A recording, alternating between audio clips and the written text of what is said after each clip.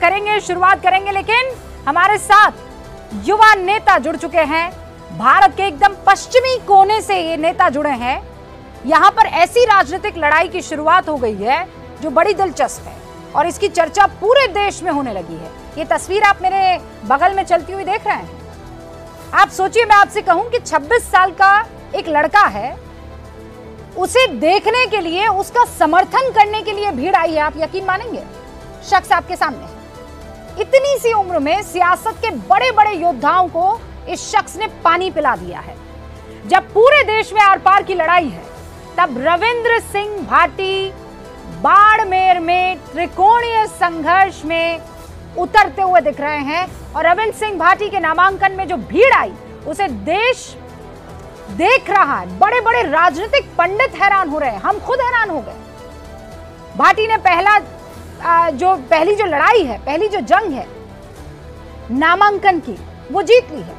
यानी चुनाव जिन 4 हिस्सों में बढ़ जाता है, उसका पहला चरण इस युवा के खाते में जाता हुआ दिख रहा है।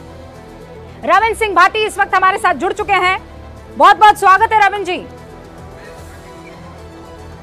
बहुत बहुत धन्यवाद। कई हाल चाल है आपरा? खम्मा गणी हुकम? बहुत ही बढ़िया, खम्मा गणी हुकम एकदम जोरदार लाठा। रविंद्र भाई, कई कर रहे हो आप? अतरी भीड़ लागड़ा हुकम किस तरह? बाड़मेर, जैसलमेर और बालोतरा री जनता रो प्रेम है सा। ये कैसे आशीर्वाद देने वास्ते आया आपरे टाबर रविंद्र ने। आपरे टाबर रविंद्र ने, आपरे भाई रविंद्र ने आशीर्वाद देने वास्ते आया और यह कहो कि रविंद्र की हिम्मत नहीं कम होनी चाहिए। वे सब मजबूती रे मीना बेड़ा एक विश्वास दिलाने वास्ते सारे लोग आए। मतलब आप खुद मोदी से प्यार करते हैं और आप मोदी की ही पार्टी के खिलाफ चुनाव लड़ रहे हैं। मैं जनता के हित में चुनाव लड़ रहा हूँ। 2023 में भी निर्दलीय था, जनता का आशीर्वाद था, विधायक जनता ने बनाया। और 2024 में भी जनता के आदेश के अनुसार मैं मैदान में आया हूँ और मुझे मेरे बाड़मेर, जैसलमेर और बालोतरा की जनता पे विश्वास है। वो पूरे तरीके से मेरी बात रखेंगे। उनके आदेश की पालना मैंने की है और मजबूती से आने वाले 26 तारीख के चुनाव में सब मुझे आशीर्वाद देंगे। पर रविंद्र भाई साहब, ये पहली बार तो नहीं है, पहली बार तो ये नहीं हो रहा है कि आपने ऐसे बगावत कर दी है। इससे पहले भी हमने वो बगावत देखी है। हाँ, और अब पहले निर्दलीय आप जीत कर आए, अब आप जो है लोकसभा में जा रहे हैं। ये बागी तेवर क्यों आ गए हैं? फिर तो पार्टी कहेगी ना कि आपके साथ कायर है। हुकम मारे तो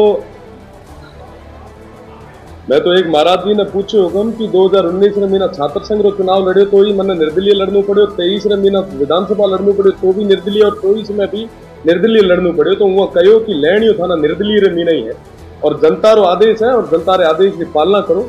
जब संघर्ष मोटो है, जब परिणाम भी बढ़िया हो और जीत भी मोटो हो, बस मजबूती मीना मेहनत कर जाओ। तो स्थितियां, परिस्थितियां कई बार ऐसी बन जाती है कि जनता के आदेश के अनुसार हमें आगे आना पड़ता है। इनकी आवाज को जब मजबूती से देश की सबसे बड़ी पंचायत में जब नहीं रखा जाता तो जनता कहीं ना कहीं निराशा की ओर जाती है और आशा के साथ में हम पे ये जिम्मेदारी सौंपी है। और मैं विश्वास के साथ कह सकता हूँ आने वाले 26 तारीख के चुनाव में इनके पूरे भरोसे पे पूरे तरीके से खरा उतरूंगा। भाटी भाई जी, सच ये है कि आप 2 बड़े कद्दावर नेताओं के सामने मैदान में उतर रहे हैं। हाँ, मतलब एक केंद्र मंत्री हैं, दूसरा आरएलपी से आप यहाँ कांग्रेस में आए, लेकिन जाट में इन दोनों की पकड़ इस समाज में बहुत अच्छी खासी है। इन दोनों के सामने तो आप छोटे से हैं, इतरो सो नानो सो टाबर। बिल्कुल हुकम, नैनो से टाबर ही ठीक है और मेरा पूरा भरोसा है कि ये नैनो से टाबर माता छत्ती सी कौम रहे लोग बुजुर्ग माता शक्ति पूरे तरीके मीना विश्वास जता है, आशीर्वाद राखे और मेरा खूब लाड कोड दे रहे। मेरा 26 तारीख रो ये चुनाव में जीता है, मेरा पूरा भरोसा है। अच्छा, लेकिन मुझे ये बताइए कि ये बगावत हुई क्यों? ये हैंडपंप का किस्सा, एक लेटर, रविंद्र जी बड़ा फेमस हो रहा है। क्या मामला था वो? मतलब क्या हुआ, क्या था? बिल्कुल कई सारी चीजें ये मीना है और साथ ही साथ में जब 5 गांव जब पांडवा मांगया तो 5 गांव जब को नहीं मिला जब वो महाभारत रो युद्ध हुआ कहीं ना कहीं आप कह सको कि दो हैंडपंप रो भी ये बेड़ो सीधे सीधे जुड़ाव रहे हो। पर मैं आपने विश्वास दे रहा हूँ कि हमारे बाड़मेर, जैसलमेर, बालोतरा और विशेषकर सीमांत क्षेत्र की ये जनता की आवाज ना दबन को नहीं दिया, हक और अधिकार वास्तव में। हाँ रविंद्र जी, 2 हैंडपंप के लिए महाभारत 5 गांव रे वास्ते शुरू हुई थी, जिके ना आज तक आप याद रखा और विश्वास ने बेड़ो क्या कि 2 हैंडपंप वाली जो महाभारत है आने वाले दौर रे मीना एक नयो इतिहास लिखे। मैं चाहूँ कि आप मारा लारे राजस्थानी में ही बात करें, पर देश की जनता जो है वो रविंद्र जी आपको हिंदी में भी सुनना चाहेगी। मुझे तो बड़ा आनंद आ रहा है, हमारे तो घणो चोखो लाग रहे हो, लेकिन सच ये है कि आपको हिंदी में भी सुनना चाहेंगे। तो आप ये कह रहे हैं कि 5 गाँव के लिए जो महाभारत थी वो हैंडपंप से शुरू हुई और ये हैंडपंप पर ही खत्म होने वाली है। ये जीत के साथ में देश की सबसे बड़ी पंचायत में जो पानी से जो वंचित क्षेत्र है, इसकी बात को मजबूती से उठाने के लिए 26 साल के युवा को ये 36 कौम के लोग वहाँ दिल्ली भेजेंगे, इस विश्वास के साथ में कि वो वहाँ पे मजबूती से जाके आवाज उठाएगा। और मैं भरोसा दे रहा हूँ आपने कि ये बार कई सारा इतिहास बदल है और वो बदलन वाली जनता है। और मैं आपने कहूँ कि आप अबार फरमा रहा है कि रविंद्र सामा दो बड़ा बड़ा लोग है। हाँ। वो आपने भरोसा दे रहा हूँ कि चुनाव रविंद्र को नहीं, चुनाव बाड़मेर, जैसलमेर और बालोतरा की जनता चुनाव लड़ रही है। एक रविंद्र को नहीं है, एक 22 लाख रविंद्र को हिम्मत कराने वास्ते लोग तैयार है और आने वाले 4 तारीख को जो परिणाम हुए तो वाकई ये किया। अच्छा, अब मुझे ये बताइए कि वहाँ के लोग ये कह रहे हैं कि आप दोगे रविंद्र को वोट, रविंद्र तो देंगे मोदी को वोट।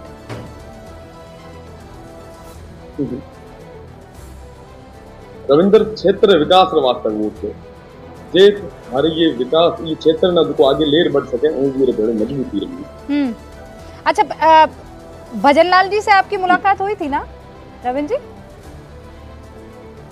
जी जी हाँ, कह रहे थे मुख्यमंत्री जी है बतौर विधायक, मैं और कई बार मिलूं भी हूँ। हाँ, नहीं कई लोग कह रहे हैं कि आपको मना लिया गया, वो फूल के अंदर जो है खत छिपा था और उस खत में जो है आप मनवाड़ लिखा था। बतौर विधायक मना कई सारा मसला माता मुख्यमंत्री जी मेरा मिलने में मौका मिले और मुख्यमंत्री जी आदरणीय है और पूरा भरोसा है मैंने कि स्टेट ना सही दिशा में ले जाए।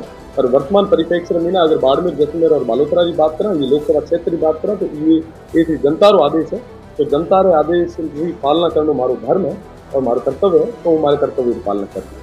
अच्छा, एक तरफ मोदी, दूसरी तरफ पूरा विपक्ष और फिर तीसरे कोने पर रविंद्र सिंह भाटी।